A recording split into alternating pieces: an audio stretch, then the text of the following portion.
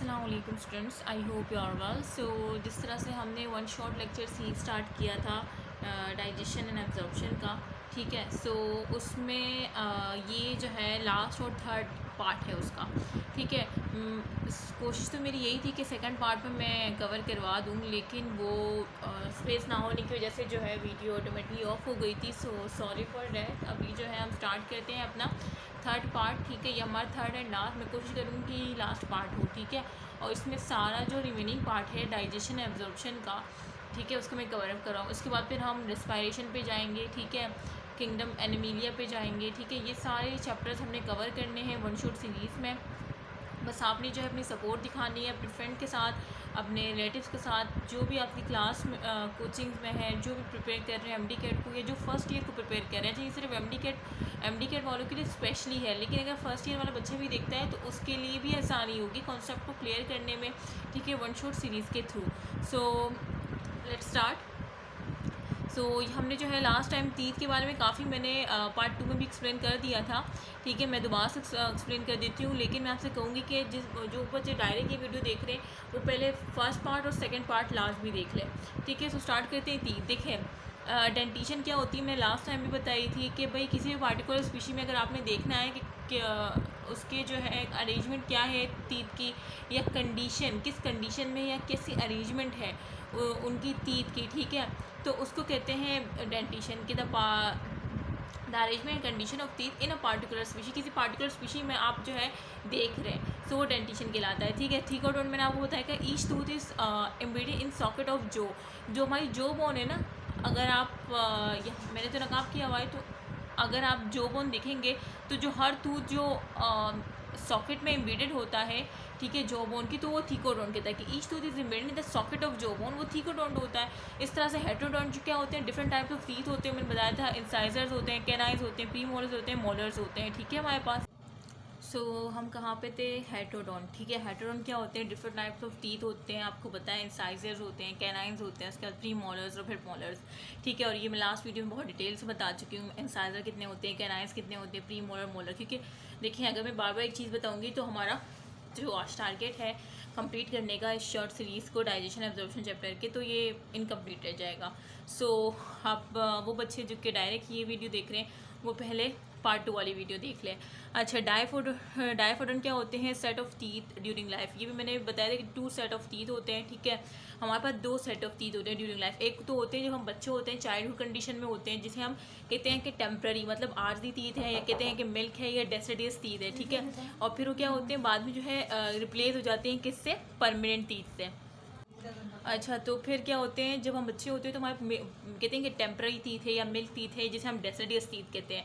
मतलब वो टीथ होते हैं जो कि आर्जी टीथ होते हैं, जो कि टूट जाते हैं बाद में, और उसकी जगह क्या हो जाते हैं, परमानेंट टीथ निकल आते हैं, जो कि हमारी थ्रू आउट लाइफ जो है हो रहते हैं। जैसे अभी हम एडल्ट हैं तो अभी हमारे कौन सी टीथ है, परमानेंट टीथ है, ठीक है। हम जिसे एडल्ट टीथ कह लें, ठीक है, एडल्ट टीथ भी कह सकते हैं, क्योंकि एडल्ट लाइफ में जो होते हैं वो परमानेंट टीथ होते हैं, और जो बचपन में होते हैं चाइल्डहुड कंडीशन में वो मिल्क टीथ होते हैं, क्योंकि बच्चा मिल्क पे डिपेंडेंट होता है, तो इस वजह से वो ज़्यादा मजबूत दांत नहीं होते, वो टूट जाते हैं, उसकी जगह फिर मजबूत दांत निकलते हैं, जिसे परमानेंट टीथ कहते हैं, ठीक है। उसके बाद मैंने जो है डेंटल फार्मूला आपको बताया था, अगर मैं यहाँ पे आपको हाईलाइट करके बताऊं तो डेंटल फार्मूला जो है ये भी मैंने डिटेल में सब कुछ लास्ट वीडियो में बताया है, मैं दोबारा इस पर टाइम वेस्ट कर रही हूँ, ठीक है। Teeth in each half of upper, जो देखें ये जो है हाफ ले लें, ठीक है, हाफ ले लें।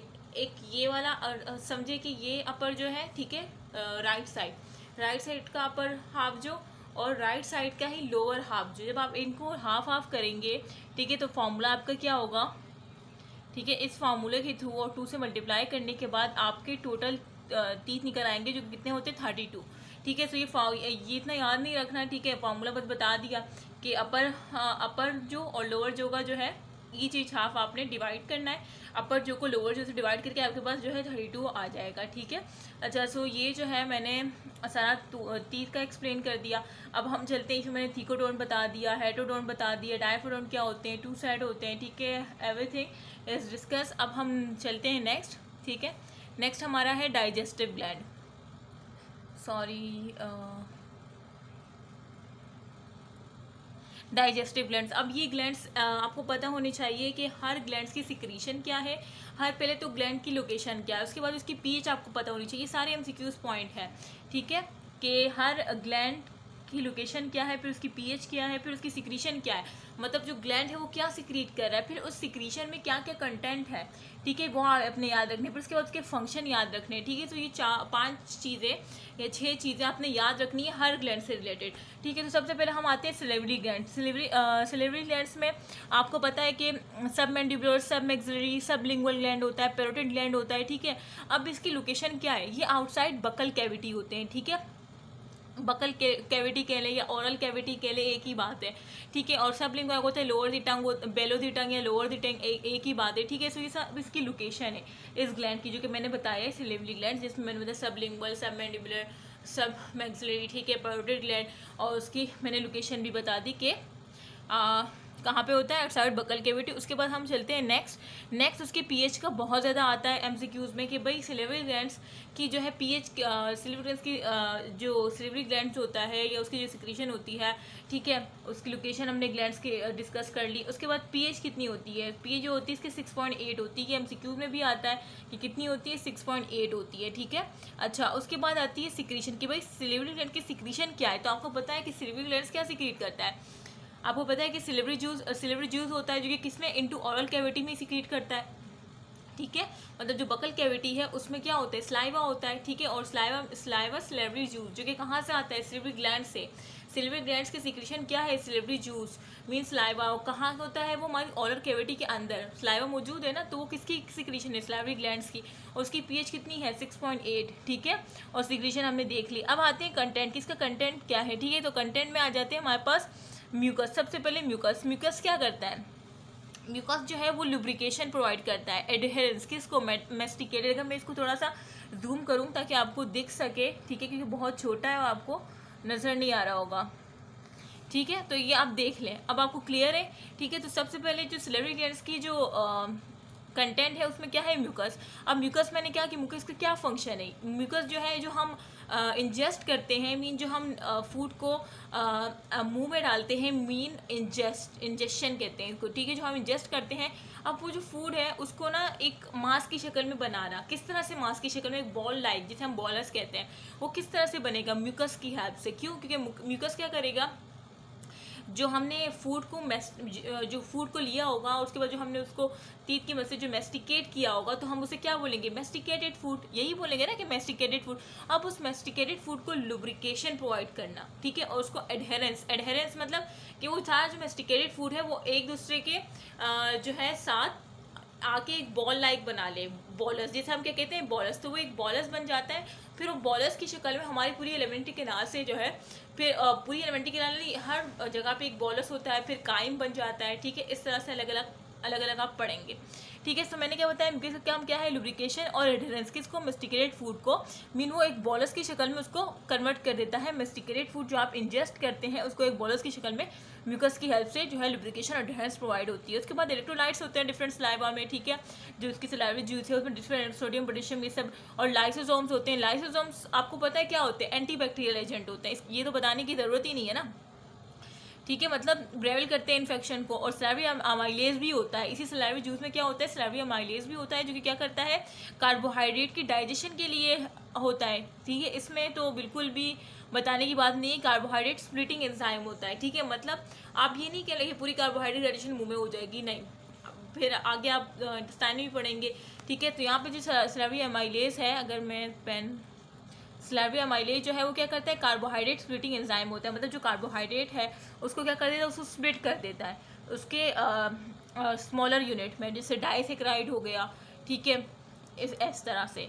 सो अब सेकंड हमारे पास ग्लैंड क्या है, सेकंड ग्लैंड जो है हमारे पास वो है गैस्ट्रिक ग्लैंड, ठीक है। अब गैस्ट्रिक ग्लैंड्स में भी ना सेल्स होते हैं, म्यूकस नेक सेल्स होते हैं, और एप्टिक और चीफ सेल्स होते हैं, और पैराइटल ऑक्सीटिंग सेल्स होते हैं। तो आपने कितनी तरह के सेल पढ़े, एक तो म्यूकस सेल्स आपने पढ़ा, दूसरा क्या पढ़ा, एप्टिक सेल्स या चीफ सेल्स के लिए, और दूसरा क्या है, पैराइटल या ऑक्सीटिंग सेल्स, ठीक है। अब इनकी जो है लोकेशन क्या है, इनकी लोकेशन है कि म्यूकोजा ऑफ स्टमक, जो स्टमक का म्यूकोजा है ना, ये वहाँ पे होते हैं, ठीक है। अच्छा, उसके बाद पीएच कितनी है गैस्ट्रिक ग्लैंड्स की पीएच 1.8 है, मीन ये एसिडिक है। जबकि आपने जो है उसकी कितनी देखी थी, स्लाइवरी ग्लैंड्स की 6.8, जो कि क्या है, स्लाइटली जो है एसिडिक है, मतलब स्लाइटली कह लें, क्योंकि वो 7 जो है वो न्यूट्रल पे जा रहा है ना, तो स्लाइटली आप या न्यूट्रल भी कह सकते हैं, क्योंकि 7 जो होता है ना बिल्कुल न्यूट्रल पॉइंट होता है आपका, और ये है 6.8, ठीक है, मतलब ये थोड़ा सा एसिडिक है, थोड़ा सा, बहुत थोड़ा सा कह सकते हैं इसको। अच्छा, उसके बाद आते हैं हम अपने गैस्ट्रिक ग्लैंड्स पे थे, ठीक है, लोकेशन देख ली, पीएच देख ली 1.8, जो कि क्या है, एसिडिक है। अच्छा, उसके बाद क्या है इसकी जो है हमने लोकेशन, पीएच, अब हम देख रहे हैं सिक्रीशन, ठीक है। तो सिक्रीशन क्या है गैस्ट्रिक ग्लैंड्स की, गैस्ट्रिक ग्लैंड की जो सिक्रीशन है वो क्या है, गैस्ट्रिक जूस। जो गैस्ट्रिक जूस स्टमक में आता है, ठीक है, वो किसके थ्रू आता है, गैस्ट्रिक ग्लैंड्स में। और गैस्ट्रिक ग्लैंड्स मीन क्या, उसमें जो 3 तरह के सेल मैंने बताया, म्यूकस नेक सेल, चीफ सेल्स और पेराइटल सेल्स जो मैंने बताया, ठीक है। और ये कहाँ पे होता है, लोकेशन मैंने बता दी, पीएच भी बता दी। फिर मैं बता रही हूँ कि इसकी जो सिक्रीशन है वो स्टमक में होती है, किसकी शक्ल में, गैस्ट्रिक जूस की शक्ल में, ठीक है। उसके बाद हम आते हैं इसके कंटेंट का। वो जो गैस्ट्रिक जूस है, जैसे हमने ऊपर वाले ग्लैंड का सैलिवरी जूस का पढ़ा कि उसमें म्यूकस था, इलेक्ट्रोलाइट थे, लाइसोसोम्स था, सैलिवरी अमाइलेज था, ठीक है, ये 4 चीज़ें थी ना उसमें सैलिवरी जूस में। इस तरह से गैस्ट्रिक जूस में क्या क्या है, उसमें भी सेम म्यूकस है, ठीक है, जो कि लुब्रिकेशन प्रोवाइड कर रहा है। अच्छा वहाँ पे था लुब्रिकेशन और एडहेरेंस था, ठीक है, यहाँ पे जो था ना ऊपर सैलिवरी जूस में लुब्रिकेशन एडहेरेंस था, जबकि यहाँ पे जो म्यूकस होता है गैस्ट्रिक ग्लैंड्स में, उसमें लुब्रिकेशन करता है और प्रोटेक्शन करता है म्यूकोजल एपिथेलियम की, ठीक है, लुब्रिकेशन भी करता है और क्या, प्रोटेक्शन ऑफ म्यूकोजल एपिथेलियम जो है। जाहिर सी बात है, जब एचसीएल सिक्रीट होता है स्टमक में, तो उसको किस तरह से प्रोटेक्ट किया जाए कि वो स्टमक की वॉल को डैमेज ना कर दे। तो म्यूकस जो है वो प्रोटेक्शन के तौर पे हेल्प करता है कि वो एचसीएल कहीं अपने ही वॉल्स को जो है वो डाइजेस्ट आउट ना कर दे, ठीक है। सो इस तरह से होता है। और सेकेंड जो गैस्ट्रिक जूस में होता है वो पेप्सिनोजेन होता है, ठीक है। पेप्सिनोजेन जो है ना ये प्रो एंजाइम है, मतलब इनएक्टिव फॉर्म में, और इसको एक्टिव कौन करता है, HCl।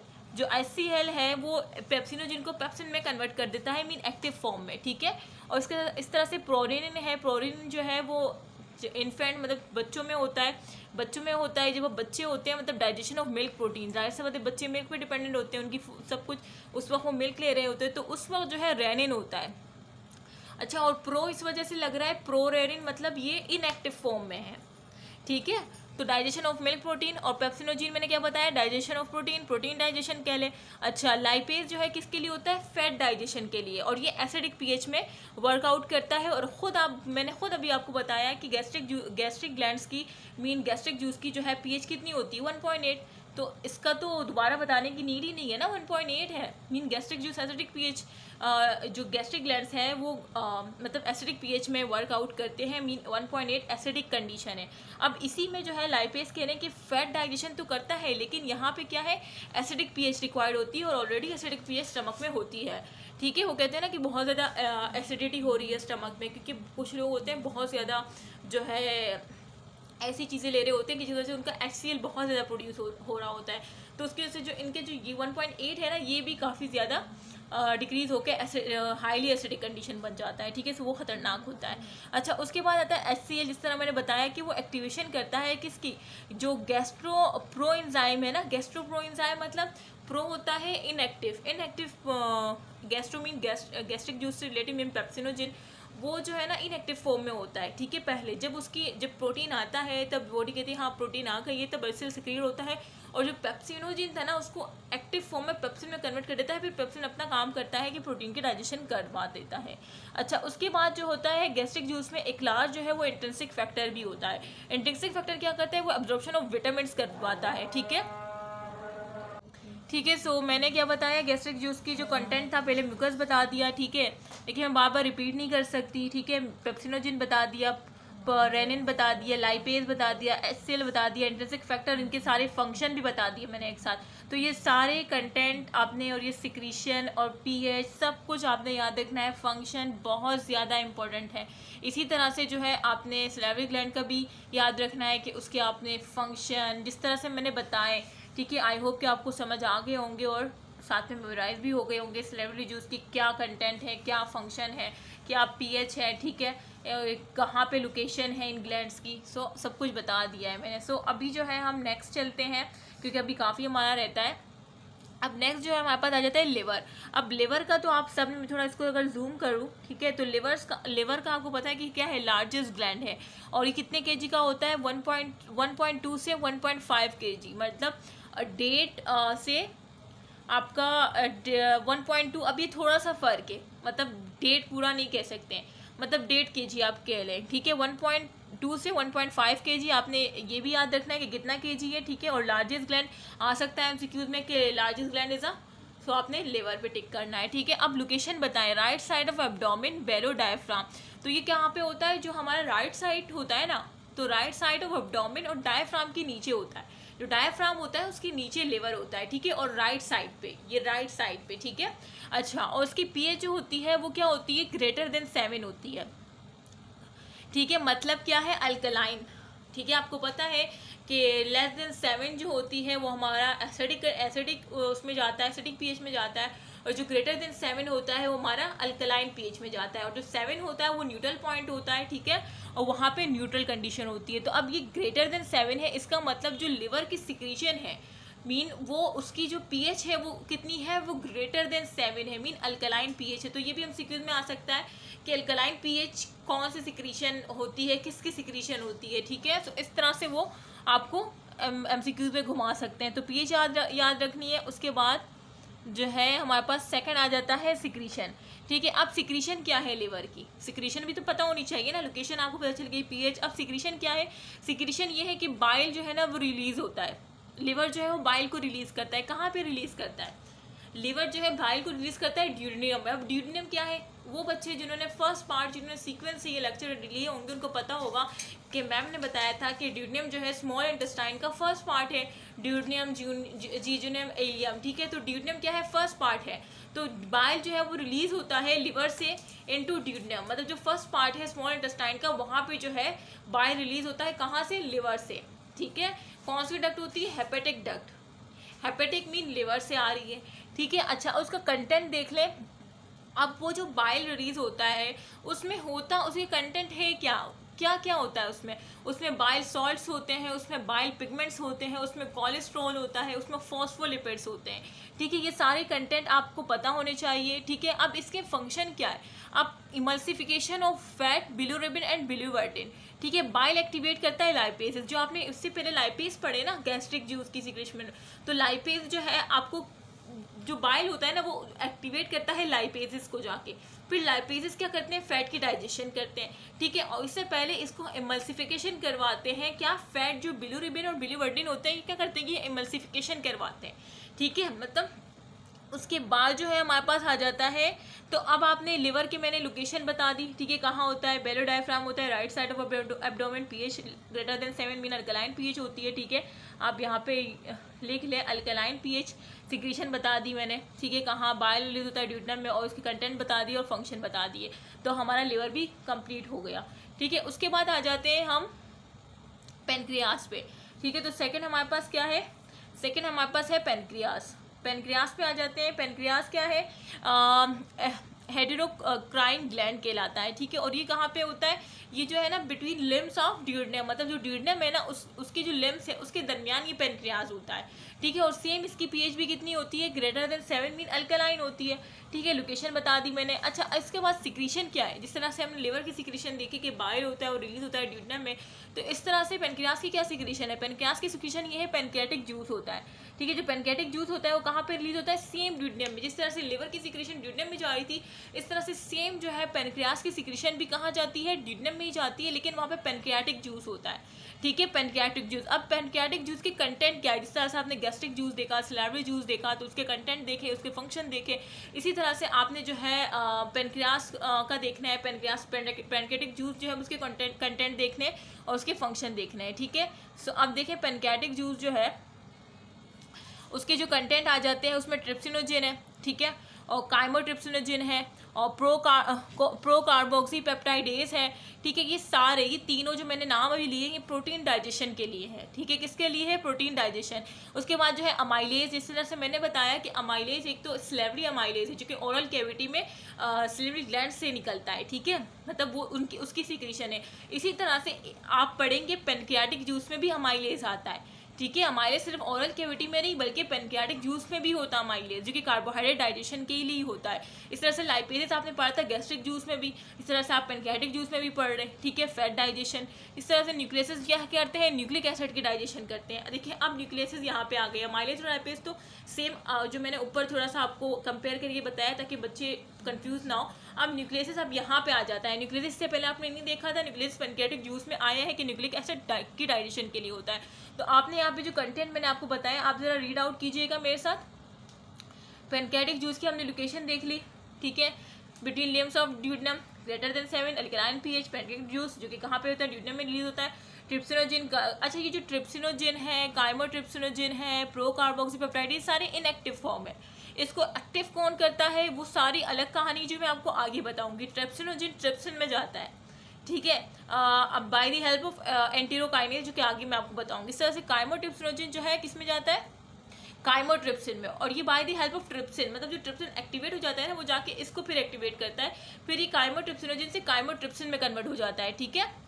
देखिए ये सारी जो है अगर मैं यहाँ पे आपको ड्रॉ करके दिखाऊं कि यहाँ पे जो ये ट्रिप्सिन में जाता है ना, ये by the help of enterokinase होता है ई के, ठीक है। फिर ये जो ट्रिप्सिन है ना ये जाके इसको एक्टिवेट करता है, काइमोट्रिप्सिन। फिर ये काइमोट्रिप्सिन जाके अपनी एक्टिव फॉर्म जो कि क्या है, काइमोट्रिप्सिनोजिन है ना, तो किस में चला जाएगा, काइमोट्रिप्सिन में, ठीक है। और इस तरह से प्रो कार्बोक्सीपेप्टाइडेज जिसमें वो अपनी एक्टिव फॉर्म में जाएगा तो क्या बन जाएगा, कार्बोक्सीपेप्टाइडेज, ठीक है। तो इस तरह से ये अपनी एक्टिव फॉर्म में जाने के बाद प्रोटीन की डाइजेशन करते हैं। और फिर थर्ड आप फोर्थ क्या है, अमाइलेज, जो कि सेम आपने सिलेक्टिव अमाइलेज भी देखा है। कार्बोहाइड्रेट डाइजेशन सेम फंक्शन होगा, लाइपेज देख लिया, fat digestion same gastric juice में देखा। न्यूक्लियस क्या है, नाम से ही पता चल रहा है, न्यूक्लिक एसिड डाइजेशन। तो पैनक्रियाटिक जूस के सारे कंटेंट और फंक्शन मैंने एक दफ़ा फिर से आपको बता दिए।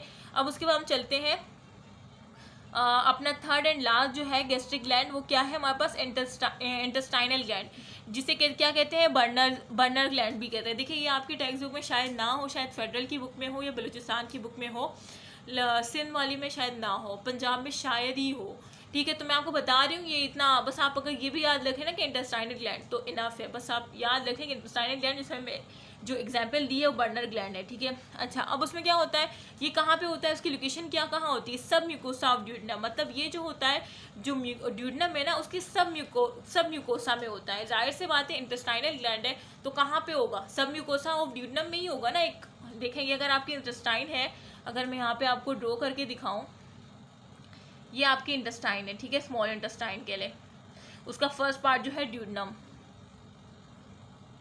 ठीक है। अब उसके जो सब म्यूकोसा वाला पार्ट है ना ये वहां पे होता है इंटेस्टाइनल ग्लैंड।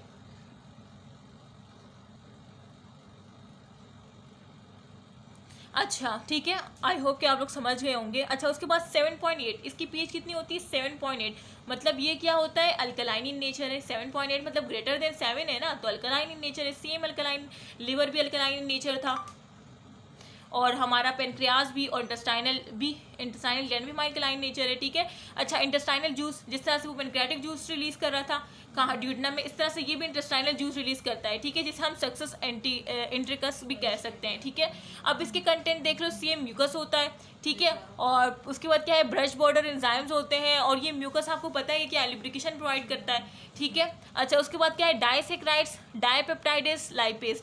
अब ये डाइसेक्राइडेजेस, डाइपेप्टाइडेजेस, इसका क्या मतलब अब जो है जो कार्बोहाइड्रेट डाइजेशन, जो प्रोटीन डाइजेशन ऊपर हो गई थी, जो कि प्रोटीन को किस में कन्वर्ट कर दिया था, डाइपेप्टाइड में। इस तरह से फैटी एसिड किस में आ गया था, ग्लाइसोल अल्कोहल में, ठीक है। इस तरह से जो है लाइपेज मतलब स्मॉलर यूनिट में आ गए। अब उस स्मॉलर यूनिट की मजीद जो डाइजेशन होगी वो कौन करेगा, वो कहाँ पे होगी, वो करेगा जैसे डाइसेक्राइड, अगर कार्बोहाइड्रेट की डाइजेशन हो गई है तो कार्बोहाइड्रेट किस में आ गया है, ठीक है, सॉरी, कार्बोहाइड्रेट जो है वो डाइसेक्राइड में आ गया है, ठीक है। सॉरी यहाँ पे कुछ पागल लोग हैं तो उसके वजह से मैं हंस पड़ी थी। अच्छा तो मैं क्या बता रही थी कि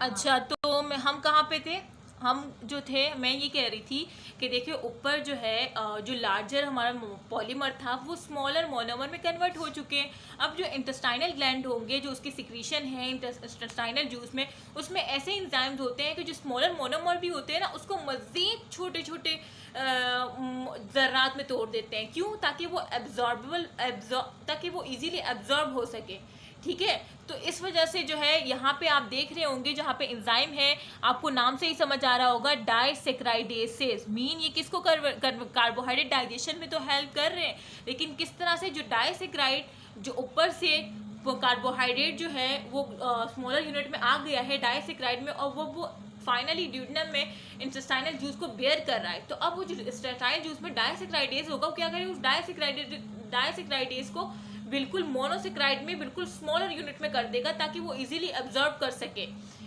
ठीक है, हमारी बॉडी। इस तरह से डाइपेप्टाइडेज सेम प्रोटीन जो है जो स्मॉलर उसके जो पेप्टाइड बॉन्ड्स होंगे उसको मजीद स्मॉलर में कन्वर्ट करेगा by the help of dipeptidase. इस तरह से लाइपेजेस भी जो फैटी एसिड डाइजेशन होती भी आ रही है ना स्मॉलर मोनोमर, उस स्मॉलर मोनोमर को मजीद छोटे ज़रात में तोड़ता है लाइपेजेस, ठीक है।